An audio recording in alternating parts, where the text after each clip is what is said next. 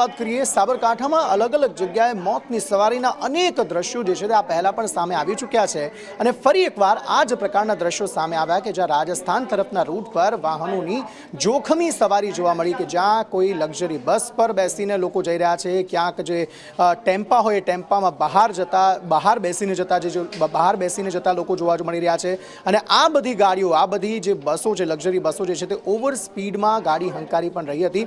હિતેશ રાવલ આ અંગે વધુ માહિતી આપી રહ્યા છે। જી હિતેશ।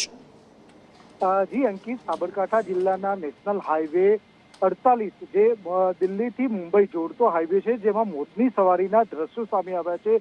શામળાજીથી હિંમતનગર વચ્ચે મોતીપુરા પાસે ખાનગી બસોમાં ઘેટા બકરાની જેમ ભરાયેલા મુસાફરો ઓવર સ્પીડમાં જતા જોવા મળ્યા છે।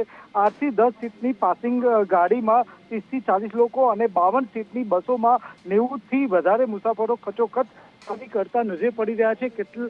કેટલાક તો બસની છત પર પણ બેસાડવામાં આવ્યા હતા। વાહનો 90 થી 100 ની સ્પીડથી ઝડપી દોડતા હોવા છતાં ટ્રાફિક પોલીસ અને આરટીઓ દ્વારા કોઈ નિયંત્રણ ન હોવાથી કાયદા વ્યવસ્થાની એસી તેસી થઈ રહી છે। આવી જોખમી સવારીઓ અકસ્માત સર્જાય તો મોટી દુર્ઘટના સર્જવાની ભીતિ વચ્ચે તંત્ર માટે મોટી ઘટનાની રાહ જુએ છે એવી ટીકા પણ થઈ રહી છે। જી અંકિત। જી હિતેશ, આભાર સમગ્ર માહિતી આપવા માટે। સવાલ ચોક્કસપણે થાય કે આરટીઓના અધિકારીઓ, ટ્રાફિક પોલીસના જવાનો જે છે શું આ વિડીયો નહીં જોતા હોય, શું એ આ ગાડીઓ નહીં જોતા હોય કે જેની ઉપર આટલા બધા લોકો જે છે તે